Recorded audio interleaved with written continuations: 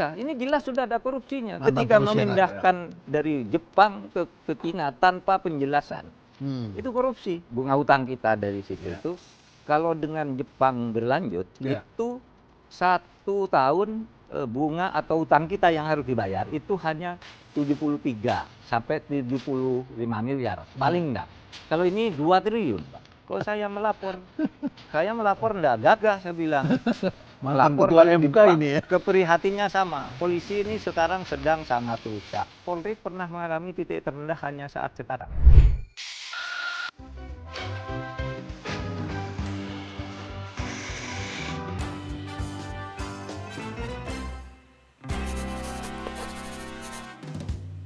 Negeri ini dalam satu fase tertentu tertarik dengan mega project. Tapi mega project seringkali dibuat seakan-akan nilainya kecil, tapi begitu jalan ternyata ada biaya terduga yang sangat besar. Lalu ada kalanya juga ada yang mangkrak, dan kalau sudah begitu bisa menimbulkan dampak ekonomi bagi bangsa itu. Nah, terjadi di beberapa negara ternyata juga ada masalah korupsi. Korupsinya sembunyi itu di balik mega project, ada kepentingan-kepentingan dan lain sebagainya. Tentu saja kita merasakan manfaat dari mega project, tapi korupsi tidak bisa kita abaikan. Tamu saya kali ini adalah kembali Prof. Mahfud MD. Selamat datang Prof. Mahfud. Makasih Pak undangannya. Beberapa kali ketemu. Makasih. Dan saya senang sekali melihat Prof. Mahfud terus menaruh perhatian pada isu-isu publik. Dan juga nanti kita perlu bicarakan bagaimana reformasi di kepolisian ini ya. Menarik setelah para jenderal, para purnawirawan datang ketemu Prof. Mahfud. Kita update lah agar masyarakat terus juga sadar dan menyadari bahwa mega project itu uang kita loh. Uang kita itu, oleh karena itu kita harus menaruh perhatian. Prof. Mahfud, kalau kita lihat, Prof. Mahfud ini kemarin bicara juga tentang bus kereta cepat ya. Saya sebagai penumpang kalau pengen kerja cepat ke Bandung senang sekali ada itu. Bahkan saya mengharapkan bisa cepat sampai ke Surabaya. Tapi soal korupsi kan kita tidak bisa abaikan. Ya, bahkan waktu saya undang Seto ke sini, ya disebutkan ketika dia mau review pun dia sudah melihat ada sejumlah kejanggalan-kejanggalan begitu ya. Lalu kemudian kita menyaksikan lagi ada banyak satu persatu nih keluar nih. Belum lama ini kita membaca ternyata sudah ada review dari BCG, konsultan independen. Dan dia menyerahkan laporannya kepada pemerintah saat itu, melaporkan bahwa proyek itu tidak layak dari segi fairnya, dari segi tarifnya. Oleh karena itu negara harus terlibat katanya, memberikan subsidi. Tapi kan ini B2B begitu. Sebetulnya apa pandangan Prof. Mahfud? Kalau melihat ini kan sudah banyak kita dengarkan. Transparansi seperti ini bagaimana sih Prof. Mahfud? Begini, prinsipnya kalau proyek seperti WUS itu saya kira kita senang ya untuk bangsa kita. Pak Renal sering naik, saya juga sering, baru 2 minggu lalu saya habis ceramah di Sisko TNI di Bandung. Ya, Cimahi atau di mana itu? Iya, di Cimahi, terus pulangnya sana itu lebih cepat. Kadang-kala baca buku belum selesai 1 bab udah sampai gitu. Ya, taruh botol pun tidak jatuh ya. Iya. Jadi itu bagus. Cuma apapun bagusnya saya kira memang semua harus transparan dan harus sesuai aturan. Saya tidak tahu sih urusan bisnis mekanisme yang bisa mengatur apakah kalau B2B harus murni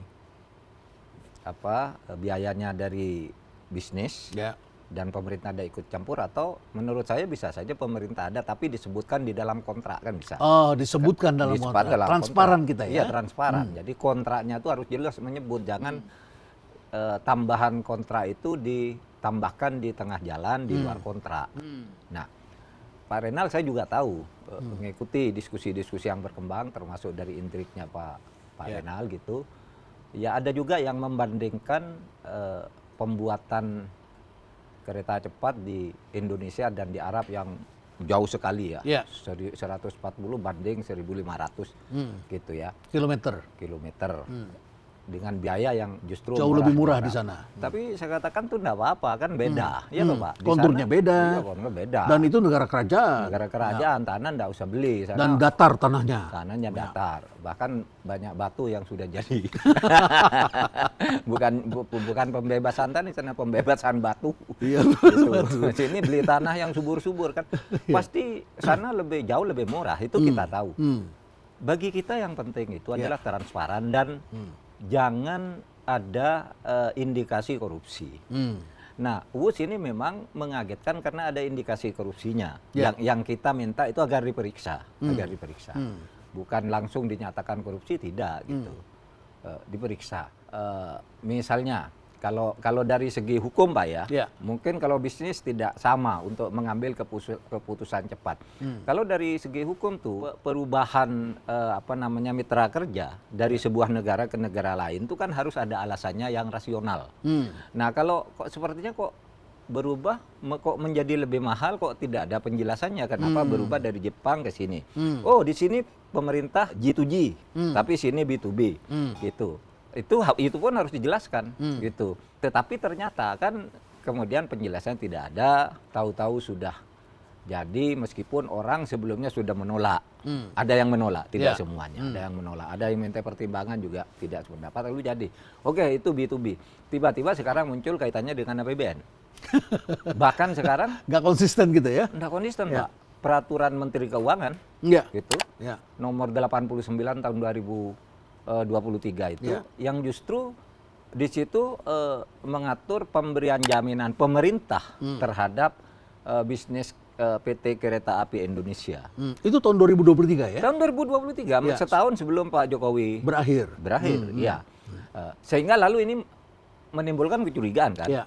Loh, ini pasti mengantisipasi masalah yang akan timbul, misalnya gagal bayar, utang dan sebagainya, lalu harus diantisipasi dengan perpres. Sudah dikasih bantalannya dulu. Dikasih bantalannya dulu. Kalau jatuh nih empuk nih di sini. Iya. Dan anehnya di perpres yang terakhir itu ada 2 pasal yang isinya seharusnya satu, tetapi sengaja dipisah kayaknya untuk begini. Pasal 2 itu mengatakan bahwa pemerintah memberikan jaminan atas seluruh kontrak perjanjian yang mencakup bunga. Oke, sudah itu di pasal 4 ditambah, bukan hanya bunga Pak. Utang pokok, pengembangan, perawatan, bunga masuk di situ semua. Padahal kita sudah bagi 40-60 ya? Iya. 40% mereka, 60% kita. Iya. Tapi itu tidak ada perbandingan seperti itu. Sehingga itu kan menimbulkan kecurigaan. Oleh sebab itu saya sebagai orang hukum Pak. Beda caranya mungkin. Saya pernah diskusi dengan teman-teman di bisnis. Kalau di bisnis tuh perlu cepat, gitu. Tapi kalau hukum kan enggak, harus transparan karena menyangkut uang rakyat. Sehingga saya berpikir ya ini harus diperiksa dong. Kenapa? Kan curiga dari awal. Kok sudah jadi dengan Jepang dengan penelitian selama 4 tahun, sesudah tinggal nendang bola dipindah. Itu dengan JICA dulu ya? Iya. JICA. Iya tuh Pak. Terus orang yang mengatakan tidak layak dicopot. Ada 4 paling enggak kan? Ada Yonan, kemudian ada Rizal Ramli. Rizal Ramli pada waktu itu mengatakan dia sebagai Menko ya saat itu. Sebagai Menko. Dia bilang Rizal Ramli, saya enggak peduli kontrak itu pokoknya Indonesia harus untung. Kalau kayak gini rugi. Adrianus Caniago juga katanya menghadap bahwa ini tidak layak Pak gitu dan seterusnya gitu. Nah ini kan lalu menimbulkan pertanyaan kenapa? Apalagi Pak dari sudut ketatanegaraan hubungan antar lembaga. Itu ada ketentuan pasal 11 Undang-Undang Dasar yang dilanggar. Di dalam pasal 11 itu ayat 1 Undang-Undang Dasar 45 itu mengatakan bahwa Presiden dan DPR membuat pernyataan perang dan perjanjian damai serta kerjasama antar negara dengan persetujuan bersama antara Presiden dan DPR. Lalu pasal 11 ayat 2 mengatakan secara eksplisit bahwa setiap kerjasama dengan pihak internasional, Presiden wajib minta persetujuan DPR. Wajib minta persetujuan DPR manakala proyek itu menyangkut uang rakyat yang membebani keuangan negara. Itu bunyi Undang-Undang Dasar. Nah ini kan tidak pernah. DPR-nya bilang tidak tahu. Kapan ini disahkan, disetujui oleh DPR. Jadi PMK itu harusnya dibuat dengan persetujuan DPR. Harus begitu? Yang dulu seharusnya iya. Seharusnya iya. Seharusnya PMK ini tidak boleh dibuat. Tidak boleh dibuat. Kalau dulu pada tahun 2015 itu bisa dibuat dengan persetujuan DPR. Sekarang ini udah tidak ada persetujuan DPR di awal, dibuat peraturan di tengah. Nah itu jelas berisi pasal 11 ayat 2 Undang-Undang Dasar wajib dengan persetujuan DPR. Ini sama sekali tidak ada persetujuan. Kenapa? Karena pada waktu itu Pak Renal masih ingat bahwa Menteri BUMN itu kan dilarang datang ke DPR. Iya. Iya kan ingat kan? Iya, ingat. Jadi DPR pada waktu membuat pansus menyatakan ini bersalah atau tidak profesional dalam masalah Pelindo, ya toh Pak? Terus dia minta kepada presiden agar ini diganti. Presiden tidak mau mengganti. Dan sejak itu tidak pernah lagi datang ke DPR. Terus gimana merembukkan kerjasama internasional yang menyangkut uang besar rakyat sesuai dengan pasal 11 ayat 2 Undang-Undang Dasar. Nah ini semua untuk kebaikan masa depan kita bernegara. Ini menurut saya harus diusut. Bahkan kalau saya mengikuti pendapat-pendapat ahli hukum seperti Saud Situmorang, itu mengatakan mantan ini, ketua KPK. Iya, ini jelas sudah ada korupsinya. Mantan Ketika komisioner, memindahkan dari Jepang ke Cina tanpa penjelasan, itu korupsi. Ya, itulah sebabnya saya termasuk yang berita itu harus diperiksa. Tetapi kontraknya dengan Cina itu harus bagaimanapun harus dibayar. Ya, Pak? Kan sudah menandatangani kontrak. Kita harus memberikan kepastian juga. Dong. Di dalam hukum perdata itu kan ada pasal yang menyatakan setiap kontrak yang dibuat secara sah itu berlaku sebagai undang-undang kepada pihak-pihak yang menandatangani. Indonesia harus bayar. Ya bayar, ayo bayar. Tetapi ini dibongkar nih kasus ini, kenapa bisa terjadi sebegitu besar bengkakan ini. Bahkan dalam sebuah hitungan gitu, bunga utang kita dari situ itu kalau dengan Jepang berlanjut itu 1 tahun bunga atau utang kita yang harus dibayar itu hanya 73 sampai 75 miliar paling enggak. Kalau ini 2 triliun, Pak. Ya, walaupun dengan model bisnis yang berbeda ya. Ini pakai B2B, yang ini B2B, pakai APBN ya. APBN, negara, iya. Nah itu semua harus dijelaskan. Kita tidak serta-merta mengatakan itu korupsi. Tapi harus, tidak boleh ke depannya ada cara-cara seperti itu. Ya, dan ini menjadi bola liar karena akhirnya masyarakat mencari sendiri kan. Iya, mencari sendiri dan menemukan satu persatu kan. Satu persatu. Saya pun juga setelah saya berpendapat, kan kita sebagai orang yang rasional harus terus menggali. Harus menggali, dan kalau korupsi tentu kita harus minta diperiksa begitu ya. Waktu yang diperlukan untuk itu masih terbuka ya kalau kita mau bersungguh-sungguh. Ya. Hari ini Pak Prabowo berpidato tadi. Udahlah, UUS itu urusan kecil, saya yang nanggung. Iya, wajib menurut saya mengatakan wajib karena dibayar, memang harus dibayar. Harus. Tetapi jangan lupa juga dibongkar mekanisme pengadaannya, proses pengadaannya. Di mana yang tidak benar, di mana yang aneh, harus dijelaskan, bisa dipertanggungjawabkan. Siapa yang membawa ini barang begitu ya? Siapa yang bawa ini barang, siapa dan yang mendapatkan keuntungan dan ya itu aja Pak kalau soal UUS itu. Kita ya naiklah mari agar perjalanan kita bisa cepat, tapi juga korupsinya harus dibuka dong. Ya betul, karena saya hitung-hitung ada 11 elemen yang dipersoalkan ya, karena sudah campur baur. Ini kan menjadi liar karena dari sebetulnya masyarakat yang mereka sangat concern ini adalah korupsi betul. Sangat terkait korupsi, tapi juga pengambilan keputusan, juga masalah leadership, tapi juga kemudian adalah akhirnya timbul merembet diperlukan atau tidak. Kalau diperlukan sih saya kira masyarakat kalau punya alternatif itu baik tentunya tapi kita memerlukan sesuatu yang tidak menimbulkan dampak ekonomi yang berbahaya bagi negeri kita dan masalah hukum menjadi tidak konsisten. Lalu kemudian juga ini masalah persistensi ya. Persistensi. Jadi B2B tapi kemudian keluarin APBN. Kalau ada apa-apa bikin peraturan pemerintah. Kenapa pemerintah selamatkan lagi. Padahal kan ada mekanisme bisnis di sana, negosiasi, kemudian restructure dan lain sebagainya. Itu ada solusinya sebetulnya. Mestinya ya. Kalau dari sudut hukum sejak negosiasi itu harus sudah jelas gitu ya. Tidak bisa langsung begitu tiba-tiba kita diumumkan wah kita punya kereta cepat gitu. Kita senang semua kan waktu itu. Senang ya. Baru menjadi kaget sesudah Pak Purbaya itu memicu saya enggak mau bayar dong kalau dengan APBN. Loh, kan memang bukan APBN kan kita dia konsisten, kan? Dia konsisten kan memang bukan APBN, orang katakan gitu. Lalu timbul penjelasan kan. Dulu memang itu sudah tidak layak gitu, tidak visible lah. Tiba-tiba pindah ke Cina tapi tanpa penjelasan. Nah itu tidak boleh. Walaupun kita juga bisa berspekulasi dan mengatakan kalaupun Jepang menang bukan berarti tidak ada persoalan pada hari ini. Bisa saja terjadi. Jadi bukan soal siapa yang menang, tetapi adalah bagaimana transparansi dan konsistensi kita. Lalu kemudian siapa yang harus mengusut ini Pak Mahfud? Kita ketahui sekarang KPK ini kan banyak persoalan sendiri. KPK ini sekarang sudah bukan lagi lembaga independen tapi sudah berada di bawah presiden dan sudah sama seperti kejaksaan dan seperti juga lembaga lain begitu, kepolisian dan sebagainya. Bahkan dulu tujuannya adalah untuk mengkoreksi lembaga yang sudah Iya, ada, betul, tapi sekarang betul. kepalanya adalah juga polisi dan polisi sudah banyak masuk di sana. Siapa yang harus bisa mengusut ini? Pengusutan itu malah sekarang dipermudah sebenarnya oleh tata hukum kita. Kalau ada korupsi, agar tidak bisa lolos, dibentuk 3 pintu. Ya. 1 polisi, 2 kejaksaan, yang ketiga KPK. Jadi harusnya ini dipermudah malah. Ya harusnya ini untuk mempermudah siapa kalau sana penuh ambil sini. Nah, ternyata sekarang di dalam kasus tertentu saling lempar.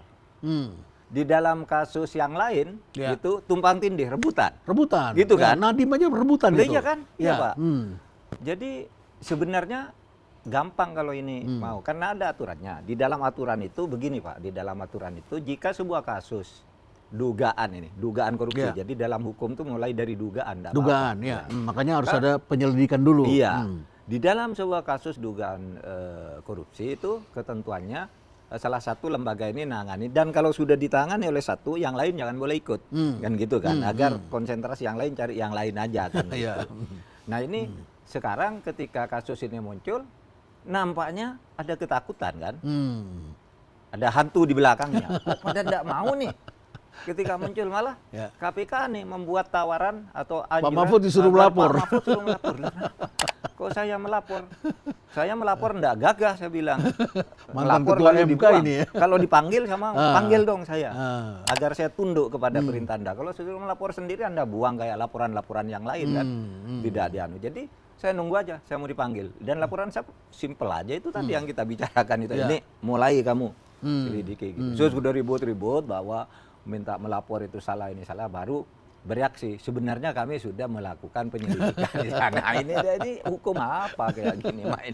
Ya, Tapi jadi- oke lah Pak, ini situasi kita. Ya, dinamis Sekarang. sekali dan tentu saja biasanya no viral, no justice No begitu ya. viral, no justice, Oleh karena ya. itu maka masyarakat terus semakin kencang berbicara karena korupsi ini masalah yang membuat kita Iya. penat sebagai bangsa ya, penat Iya, Pak. sebagai bangsa terus-menerus tidak pernah berhenti.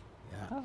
Baik Pak Mahfud, jadi kalau kita lihat seperti ini tentu kita harapkan kalau KPK tidak bergerak ya kejaksaan, tapi KPK mengatakan sudah mulai bergerak, sudah mulai menyelidiki, ya tentu saja segera dong buka kepada publik Segera, apa iya. ya kira-kira Apa yang sudah temuan-temuannya, diselidiki ya. kan. Paling tidak kita bisa melihat inkonsistensi itu sebagai titik awal ya, Ya, ya. kemudian juga perbandingan-perbandingan dan banyak orang yang sudah bercerita ya, tentu kita harapkan ada kemajuan. Ya. Iya, ya Pak. Baiklah, sambil melanjutkan percakapan ini saya menyampaikan kepada Anda bahwa saya selalu minum tolak angin untuk mengatasi masuk angin dan untuk meningkatkan daya tahan tubuh. Tolak angin telah lulus uji toksisitas, uji khasiat, serta melalui quality control yang ketat, jadi terbukti aman dan berkhasiat.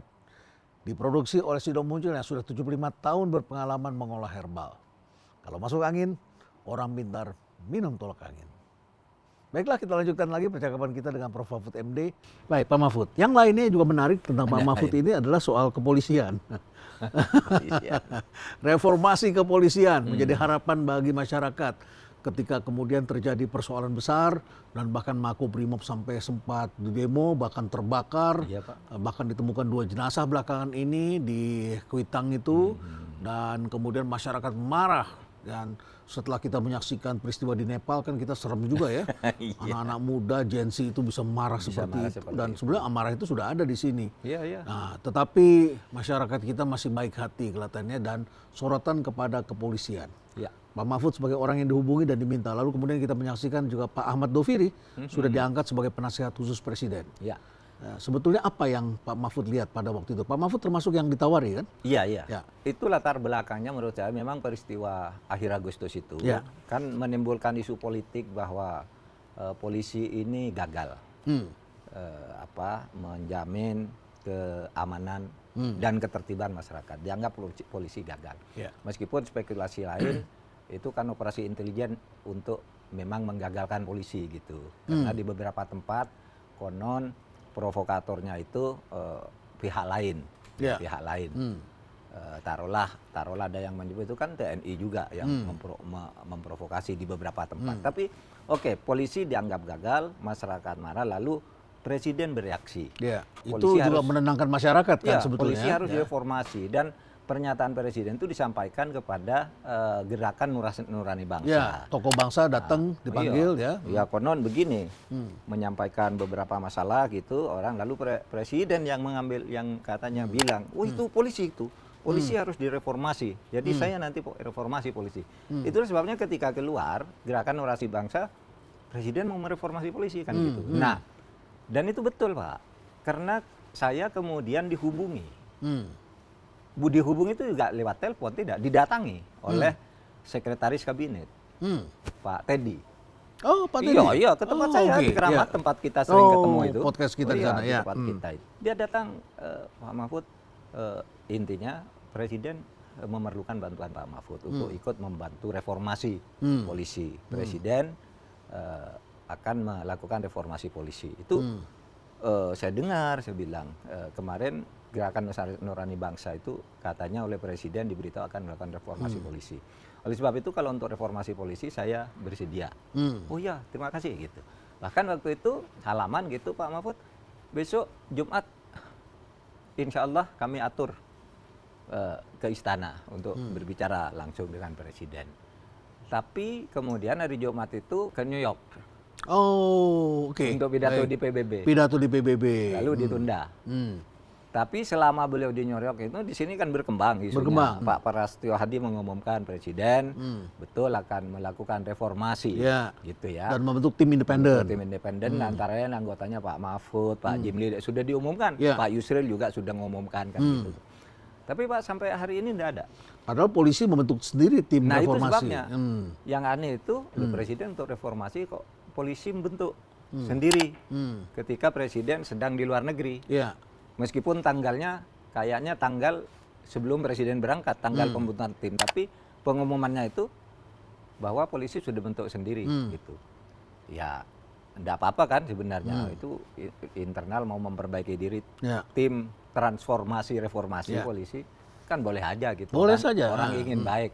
Jadi ya silakan aja. Dan sampai sekarang saya tidak tahu lagi perkembangan. Tidak ada kabar beritanya. Padahal dari Agustus kabar beritanya banyak di media. Oh, di media. Tapi dari istana belum mendapat kabar lagi, dan saya Pak sengaja tidak mau bertanya. Saya ya pernah sering ketemu dengan menteri lah. Karena kita bukan orang yang mencari pekerjaan. Iya, saya tidak mau tanya. Nanti dikira saya nagih kan. Jadi kalau enggak ya enggak, kan sudah polisi sudah buat. Saya bilang kalau itu memang menganggap tak perlu ya enggak apa-apa gitu. Nah, jadi sampai sekarang kalau ditanya saya enggak. Ya, sambil kita melanjutkan percakapan dengan Pak Letkol Teddy, kita ngopi dulu. Di sini wajib ngopi. Oke. Karena kopinya memang enak kan. Pak Mahfud paling suka di sini kopinya ya. Ayo. Kopi apa? Kopi hitam atau kopi inspirasi? Hitam sekarang. Kopi hitam. Oke, dua ya kopi hitam. Baik. Jadi kita bicara tentang sudah dihubungi, setelah itu tidak ada kabar berita. Dari bulan Agustus ya.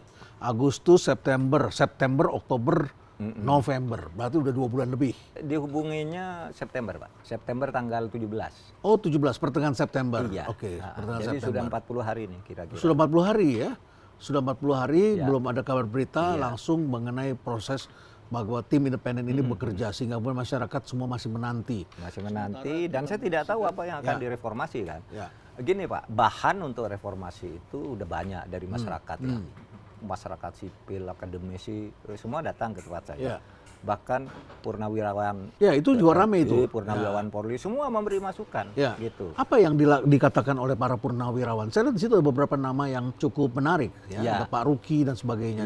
Purnawirawan itu kalau yang Purnawirawan TNI dulu menginginkan agar Purnawirawan TNI dan sebagian masyarakat sipil akademisi minta agar dibuat satu akuntabilitas politik polisi, sehingga di antara polisi dan presiden ini ada menteri.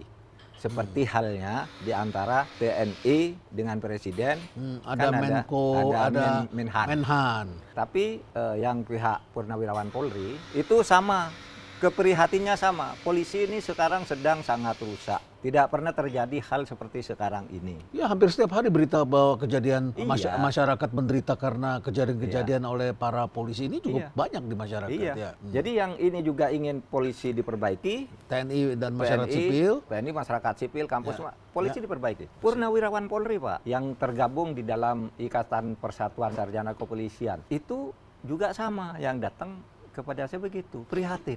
Polri kok kayak gini. Tapi mereka punya semangat memperbaiki. Nah, gitu. Ya kan kita tahu ndak usah ribut lah ya. sepanjang sejarah penilaian kepercayaan publik kepada Polri, kan Polri pernah mengalami titik terendah hanya saat sekarang. Terutama survei antara bulan Agustus sampai bulan November 2022 tuh Polri itu hanya berkisar di 52, Pak.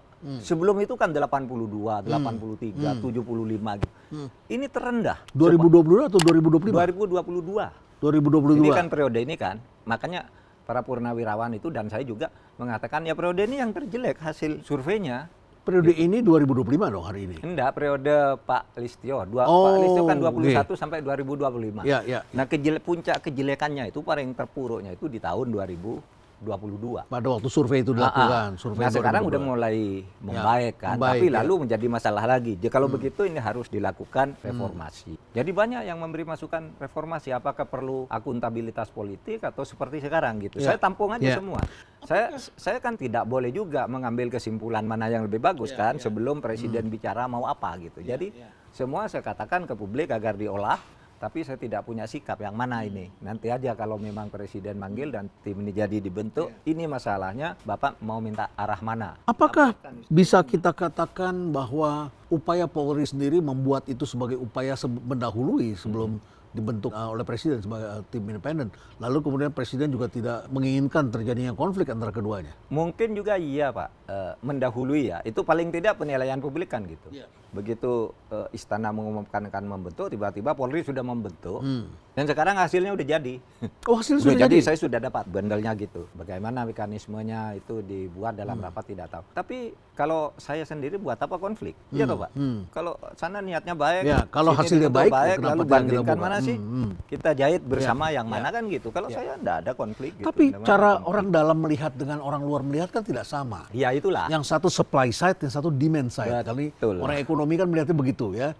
Kalau kita membuat produk, kita mengatakan produk kita bagus begitu ya. Kita belilah produk kita. Tapi demand, market mengatakan ntar dulu ada produk lain yang lebih bagus. Ya. Orang melihatnya relatif terhadap sesuatu. Kan ini harus ada dua sisi kita melihatnya. Ada supply side, ada demand side. Memang di luar itu masyarakat sudah terbelah. Bahkan mungkin belahannya tidak sombong. Sebagian besar itu sudah melihat Polri ini sudah harus diperbaiki. Memang ada beberapa yang membela. Kita mungkin harus melihatnya secara lebih objektif kan. Tidak gitu-gitu juga lah gitu. Sehingga semuanya mari kita dengar, mari kita bicarakan bersama. Ini negara demokrasi, tidak perlu ada pertentangan antara tim Polri dan tim presiden. Ketemu aja kalau memang presiden dibentuk, kamu inginnya apa? Menurut saya begini, di mana titik temunya yang paling baik? Mungkin ditemukan yang lebih baik dari dua-duanya, kan gitu Pak? Itu yang harus kami lakukan. Di meja saya Pak sekarang udah tumpukan Masukan-masukan dari publik. masukan.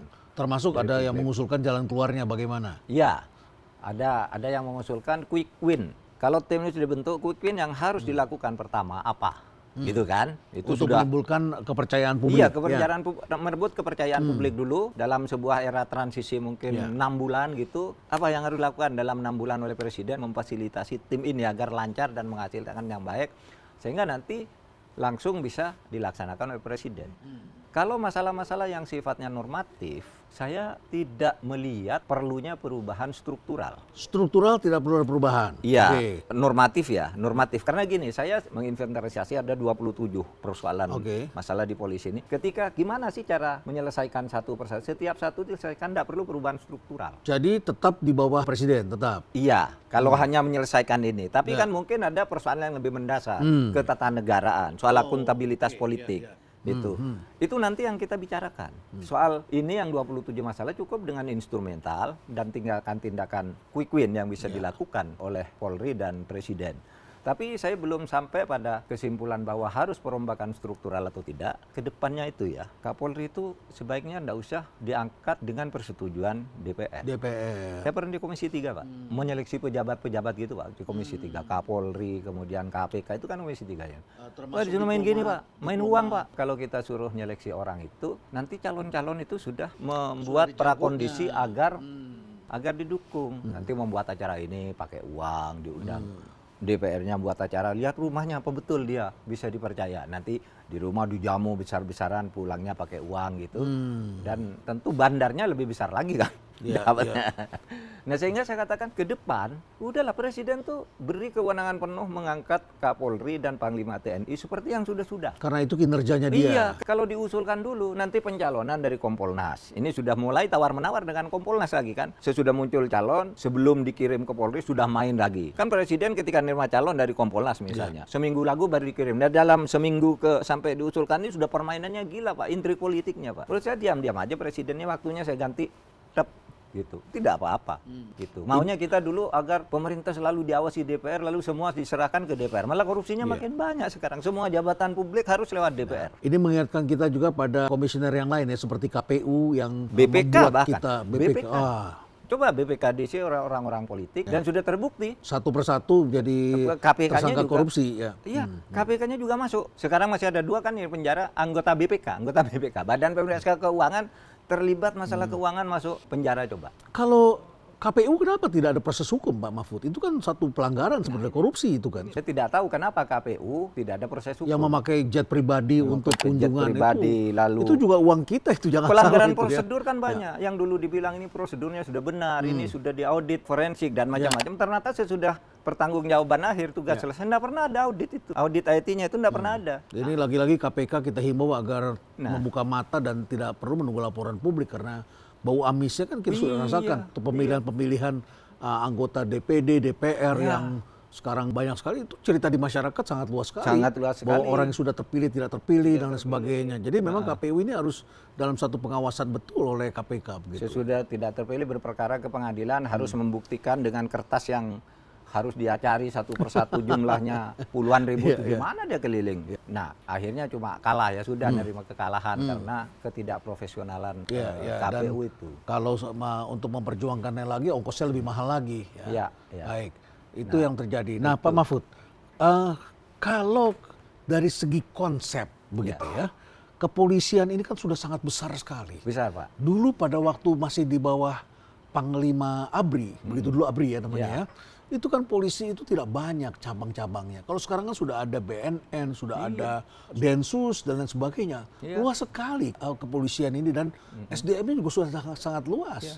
Dan persoalan di kepolisian juga kita rasakan sebagai masyarakat. Tentu kan kasihan polisi-polisi yang baik ya, karena polisi yang baik yang berjuang juga datang ke sini. Saya juga mendengarkan itu.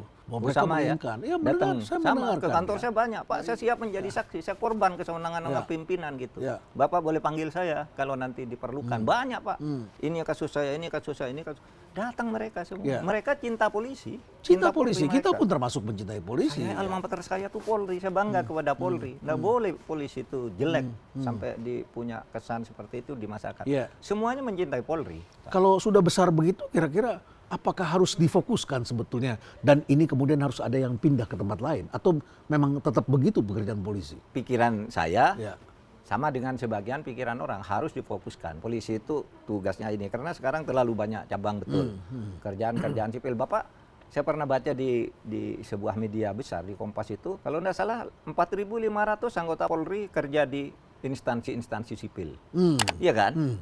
Hal-hal yang sebenarnya tidak. Ketika ditanya apa? Loh, Polri kan sudah sipil, jadi boleh pindah kemana aja katakan. Betul toh Pak? Polri sipil kan Pak? Sejak sama dengan PNS yang lain ya? Lah Anda kok, loh saya kan sipil juga sekarang gitu. Alasannya begitu. Padahal dia sipil tapi lebih profesional. Ya, penegakan gitu, hukum. Iya. Pak Mahfud, kita ngopi dulu Pak Mahfud Pak. ya. Kopinya nanti keburu dingin. Ini enak sekali kalau di sini ngopi, apalagi cuaca kayak begini. Wah, enak bener nih kopinya. Ya. Pak Mahfud suatu-waktu ke sini hanya untuk ngopi nih kita di sini ya. Makasih Pak Mahfud. Makasih Pak. Jadi ini memang satu tantangan ya, apalagi organisasi sudah besar.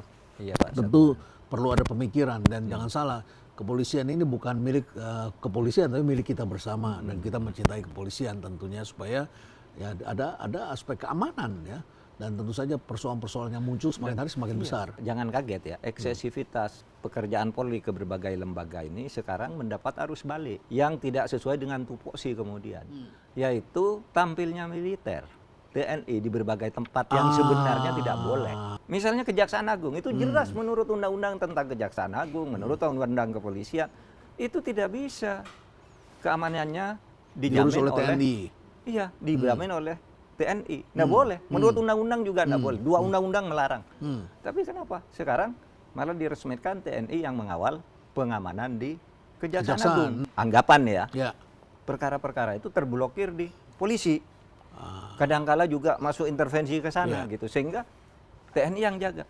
Bukan hanya itu Pak, sekarang ada, saya baru mendengar tadi dari seorang, ada surat resmi dari pejabat pemerintah itu memberikan tugas kepada TNI untuk menjadi pengawas semua kegiatan tambang. Selama ini dijaga polisi, gitu. Sering konflik dengan masyarakat. Nah ini kalau tentara yang masuk ke situ, jangan-jangan konfliknya tambah melebar dan itu juga tidak proporsional. Kalau Akhirnya kita tidak, terjadi pertempuran antara keduanya. Ya. kalau kita tidak suka tupoksi Polri dimasuki, Ya. iya toh Pak? Ya. Waktu Polri keluar dari tupoksi ke berbagai menjadi sekjen, dirjen, apa semuanya polisi masuk kemana-mana, gitu. Kita tidak suka itu. Tentu juga kita bukan menyetujui bahwa TNI masuk kemana-mana kan gitu Pak. Ya. Tapi kalau polisinya begitu lalu masyarakat maklum, ini kan perlu ada langkah-langkah seperti itu. Sehingga ini harus dianggap sesuatu yang harus diselesaikan di dalam seluruh proses reformasi. Ini bukan, saya katakan, ya bukan hanya Polri-nya dong, semuanya ditata, parpolnya, TNI-nya dan sebagainya. Kok banyak sekali? Ya memang banyak tugas negara, kan tinggal bagi tugas saja. Kamu yang Polri ini lalu ketemu di sini sinkronisasinya, kan bisa kayak zaman reformasi dulu. Benang kusutnya sudah terlalu banyak ya. Iya, iya. Benang kusutnya terlalu banyak. Jadi di situ ada masalah struktural dan ada masalah kultural, juga termasuk di situ. Kultural. Dan Bukan- di antara struktural dan kulturalnya ada instrumental. Instrumental ya. Peraturan kebijakan namanya. Nah ini yang seling. Misalnya orang mau masuk Polri, jatahnya 100 orang, rakyatnya cuma dapat 10. Yang lain itu sudah dibagi ke pejabat. Iya Pak. Iya, Misalnya Kapolri untuk jatah penerimaan ini misalnya mendapat 30%. Kok banyak banget Lia. Polisi kan dapat titipan dari DPR, menteri, temannya. Kalau sudah Jadi begitu tidak enak. bagaimana kita bisa mendapatkan masa depan polisi yang baik? Pak, Ya. itu adalah apa informasi yang diberikan saya kepada saya oleh internal polisi sendiri. Gimana Pak kami? Lalu anak-anaknya polisi masuk.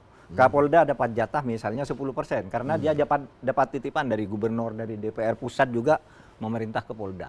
Sehingga semuanya harus diperbaiki, bukan hanya Polri-nya yang Jadi salah. kita tidak heran ya sekarang kalau kita naik pesawat di bisnis kelas tuh Pak Mahfud ya, kita kan seumur segini wajarlah kita dapat undangan dikasih dia di bisnis kelas. Tidak mengherankan kadang-kadang kita di bisnis kelas juga ketemu dengan taruna akpol yang sudah duduknya di bisnis kelas. Saya kadang-kadang suka senyum-senyum ya. Saya juga mau tanya, "Dek, kamu anaknya siapa, Dek?" gitu ya. Kadang-kadang saya ingin bertanya gitu ya. Kadang-kadang anak SMP juga loh di situ.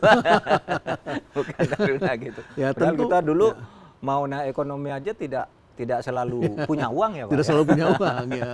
Ya ini memang kemajuan zaman ini unik ya seperti itu. Dan kita juga di business lounge, kalau di bandara itu ya di business lounge dengan adik-adik taruna juga ada di situ. Pasti bisik-bisik orang di sebelah saya selalu semua mengatakan, "Pak, ini anaknya siapa ya? Ini anaknya siapa di polisi ini ya?" Tentu ini menjadi percakapan yang tidak sehat yang mengganggu reputasi ya. Iya, betul. Mengganggu reputasi. Sebelum terjadi hal-hal yang buruk tentu saja ini harus ada upaya kita ya. Tapi ini kalau budaya korup di negara kita seperti ini Pak Mahfud, akhirnya politisi itu titipan daripada KPU, kemudian juga mungkin juga di IPDN terjadi begitu, mungkin juga terjadi di sekolah-sekolah kedinasan yang lain terjadi begitu. Iya. Merisaukan ya. Merisaukan betul budaya seperti ini. Makanya di situ yang banyak jadi sorotan itu adalah budayanya. Dan budaya ini diciptakan melalui instrumen. Instrumen itu peraturan-peraturan sementara, peraturan ini yang sebenarnya menurut undang-undangnya enggak bisa. Ya, lalu dan dibuat. dilegalkan, sesuatu yang ilegal dilegalkan. Iya, lalu menjadi budaya. Dan itu Pak, di semua sektor. Cuma sekarang ini di beberapa sektor sudah ada kemajuan Pak. Misalnya rekrutmen ASN atau CPNS. Itu kan semuanya sekarang sudah lewat Online. Dan langsung diumumkan seperti itu juga. Anda tidak masuk di sini atau langsung diumumkan nih yang masuk ada 70, yang dibutuhkan 65, Anda ada di ranking 64 masuk gitu. Langsung ada anunya gitu. Itu yang BAKN, Menpan RB sudah begitu. Rekrutmen hakim juga sudah begitu gitu.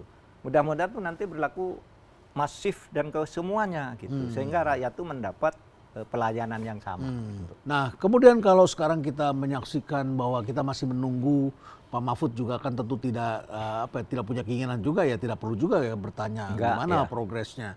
Tapi masyarakat ini menunggu kan sebetulnya reformasi ini.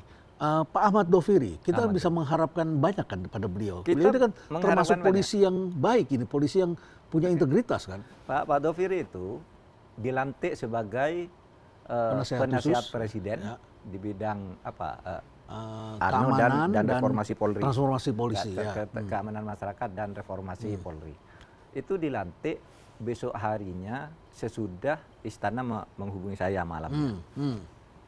Proyeksi yang beredar, ketika sudah kabinet dilantik, nanti Pak Doviri ini akan ditempatkan di komite reformasi ini, gitu. Sehingga dia dinaikkan pangkatnya menjadi jenderal kehormatan agak di situ.